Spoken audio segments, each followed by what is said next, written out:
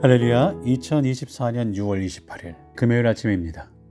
6월도 이제 얼마 남지 않은 시간들을 보내면서 다시 돌아보는, 한 달을 돌아보는 귀한 시간들 될 수 있기를 바랍니다. 오늘은 시편 135편에서 139편까지 그 중에 136편을 살펴봅니다. 시편 136편 여호와의 인자하심에 감사하라. 오늘도 그 인자하심에 감사하는 우리 모두가 되기를 바랍니다. 하나님의 친절하심에, 하나님의 선하심에, 하나님의 자비하심에 감사할 수 있기 바랍니다. 예전에 어떤 여배우의 인터뷰를 보았는데요. 그 여배우는 계속 최근까지 새로운 작품에 출연하면서 전혀 다른 모습으로 연기 변신을 시도하고 많은 사람들이 호평을 받는 여배우였습니다. 진행자가 여배우에게 묻죠. 당신은 20대, 30대, 40대를 거쳐서 전혀 다른 배역에서 다양한 모습을 보여주는데 비결이 뭡니까? 그 질문에 여배우는 이렇게 대답합니다. 나는 다른 사람이 되는 것이 아니라 내 안에 있는 또 다른 자아가 밖으로 표출되는 것뿐입니다. 감독님은 내 안에 있는 나를 발견해서 배역을 주고 저는 거기에 충실하게 연기할 뿐입니다. 저는 그 인터뷰를 보면서 우문현답이라는 생각을 했어요. 사람은 자기 속에 내재되어 있는 것이 밖으로 드러나게 되어 있잖아요. 내 속에 없었던 것이 밖으로 나타날 수 없을 것 같아요. 없는 것을 억지로 끌어내는 일은 정말 고통스러운 일일 뿐이죠. 결국 자기 속에 내재되어 있는 또 다른 것을 밖으로 나타내는 것이 아닐까 생각해 봅니다. 그러니까 그만큼 생각이 중요하고 마음이 중요하다. 생각을 바로잡고 마음을 정하는 것이 얼마나 중요한가라는 것을 또 한번 생각해 보죠. 사람들에게 나타나는 행동과 말과 표정은 그 뿌리를 찾아 들어가 보면 마음속에 있는 생각이 밖으로 나타난다. 그런 것이다 라고 생각할 수 있습니다. 그런 면에서 하나님께서도 마음속에 깊숙이 품고 계시는 것을 밖으로 나타내시는 것이 아닐까 생각해 보죠. 오늘 본문에 나오는 시인은 하나님이 하시는 일의 뿌리를 인자하심, 히브리어로 보니까 헤세드라고 되어 있네요. 바로 이거 우리가 살펴봤던 자비와 같아요. mercy, kindness, 은혜라는 말이죠. 하나님이 하시는 일의 뿌리를 헤세드, 은혜, 자비, 친절함이라고 노래하고 있습니다. 시인은 하나님의 마음 깊은 곳에 인자하심이 자리 잡고 있으며 1절에서 26절까지 하나님의 성품을 26가지로 표현하고 있습니다. 하나님의 외형적인 모습이 26가지로 다르게 나타나지만 사실은 하나님의 마음의 뿌리는 인자하심, 헤세드, mercy, kindness라는 거예요. 인자하심이 영원합니다. 그 인자하심이 은혜이고 그 인자하심이 자비이고 그 인자하심이 친절이라는 거예요. 구체적으로 살펴보면 이 시편은 세 덩어리로 되어 있는데요. 세상을 창조하신 하나님의 인자하심 때문이고 또 두 번째로 이스라엘 백성들을 구원하신 것도 하나님의 인자하심 때문입니다. 세 번째로 구원하신 이스라엘 백성에게 땅을 기업으로 주신 이유도 하나님의 인자하심 때문이라고 노래합니다. 먼저 시인은 창조하신 하나님을 노래합니다. 6절에서 9절까지죠. 땅을 물 위에 펴신 이에게 감사하라. 7절 큰 빛들을 지으신 이에게 감사하라. 8절 해로 낮을 주관하신 이에게 감사하라. 9절 달과 별들로 밤을 주관하신 이에게 감사하라. 하나님의 창조의 권능을 노래하는 부분입니다. 온 세상의 창조는 인간이 지어지기 전에 이루어졌습니다. 하나님의 결정으로 이루어진 거죠. 사람이 하나님께 세상의 창조를 요청하지는 않았습니다. 하나님이 빛을 지으시고 땅과 하늘을 지으시고 새와 나무와 동식물을 지으시고 우리 인생을 창조하셨죠. 그러니까 창조는 하나님의 인자하심에, 이 친절하심에, 자비로우심의 표현인 거예요. 그 은혜의 표현인 거죠. 하나님의 인자하심, 은혜, 헤세드, 자비, 친절이 없었더라면 세상은 아직까지 무의 상태로 있었을 겁니다. 우리가 내쉬는 호흡도, 우리가 살아가는 삶의 터전도 하나님의 창조 때문에 생겼죠. 하나님의 영원하신 사랑과 인자하심이 세상을 창조하신 것입니다. 그런데 피조물인 인간이 하나님의 창조를 인정하지 않고 죄를 지었습니다. 그들은 죄값을 받았어요. 하나님은 이스라엘 백성들에게 이집트 430년의 종살이를 허락하셨죠.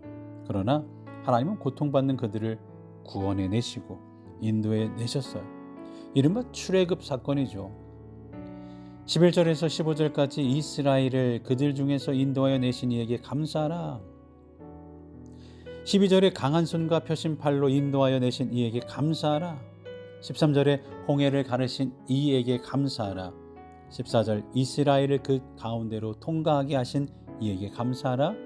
15절 바로와 그의 군대를 홍해에 엎드러뜨린 이에게 감사하라. 하나님께서 주도하신 출애굽 사건을 보면 우리는 감사할 것밖에 없습니다.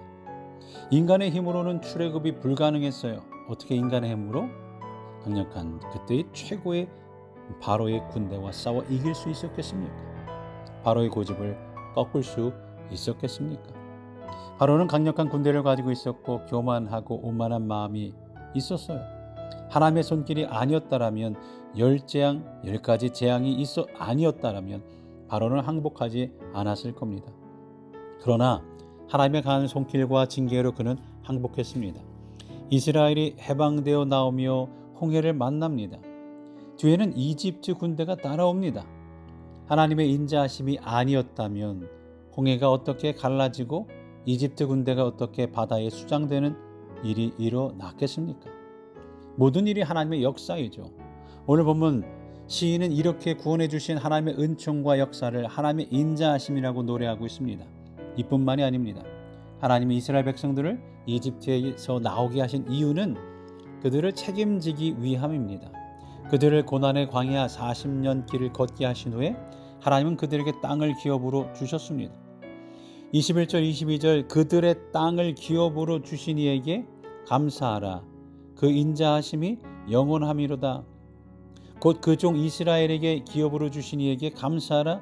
그 인자하심이 영원함이로다. 가나안 땅을 기업으로 주셨습니다. 가나안 땅 정복 전쟁은 객관적인 전력으로는 불가능한 거예요. 가나안 백성들이 전력과 이스라엘 백성들은 상대가 되지 않았잖아요. 하나님이 함께 하심이 아니었더라면 가나안 정복 전쟁은 애초부터 불가능한 전쟁이었던 거죠. 그런데 하나님이 그들을 구원하셨고 이스라엘 백성들에게 땅을 기업으로 주시려고 작정했기 때문에 가나안 땅을 12지파에게 기업으로 나누신 일이 가능했던 일입니다. 그러니까 시인은 26가지 하나님의 성품 가운데 우리가 할 수 있는 것은 무엇밖에 없다? 감사밖에 없다라고 노래하고 있는 것입니다. 창조하신 하나님, 구원하신 하나님, 땅을 기업으로 주신 하나님을 인자하신 하나님이라고 부르고 그 하나님께 우리가 할 수 있는 한 가지 일은 감사밖에 없다라고 말씀하고 노래하고 찬양하고 있는 거죠. 우리 인생도 가만히 들여다보면 어떻습니까? 하나님이 나를 창조하셨기 때문에 의미 있게 살고 있습니다. 내 힘으로 창조가 된 것이 아닙니다. 우리가 죄를 지어서 영원한 형벌에 떨어질 수밖에 없었지만 하나님께서 우리를 죄 가운데에서 만나주시고 예수님의 보배로운 피로 구원해 주셨어요. 구원은 내 힘으로 얻은 것이 아닙니다. 하나님의 인도하심과 역사하심으로 우리는 구원받은 백성들이 된 겁니다. 할렐루야. 구원받은 것만으로도 감사한데 하나님은 우리에게 삶의 터전을 주셨습니다. 먹고 살 수 있게 하시고 삶을 풍성하게 누리게 하셨어요. 생업의 터전, 삶의 자리를 허락해 주셨어요. 우리가 이 하나님을 어떻게 설명하겠습니까? 이 하나님은 자비하신 하나님, 자비로우신 하나님, 인자하신 하나님, 친절한 하나님, 은혜로우신 하나님이시죠. 인자하신 하나님 앞에 우리가 할 수 있는 것 한 가지 말이 있다면 감사입니다. 시인이 26가지 감사로 하나님께 올려드렸는데 우리가 지나온 삶을 돌아보면 우리는 그 이상으로도 얼마든지 감사할 수 있지 않을까요? 요즘 우리가 지구온난화, 지구의 날씨의 변화로 정말 감사하게 이 하나님이 만드신 세상을 잘 사용했는데 욕심으로 망가뜨리고 있는 이 땅을 다시 감사함으로 지켜나갈 수 있기를 간절히 바라는 마음이 생기지 않습니까? 우리가 누리는 이 세상에 대해 감사함으로 다시 회복의 역사를 이루어 나가는 우리가 될 수 있기를 간절히 바랍니다. 또한 오늘도 건강한 삶, 또한 지금까지 지켜주신 삶을 생각하며 하나님을 찬양하며 그 인자하심에 감사의 찬양을 드리는 하루가 될 수 있기를 바랍니다. 우리 한번 다짐하며 이 하루를 출발해 볼까요? 나를 창조하신 하나님, 구원하신 하나님, 삶을 풍성하게 채우시는 하나님을 찬양합니다.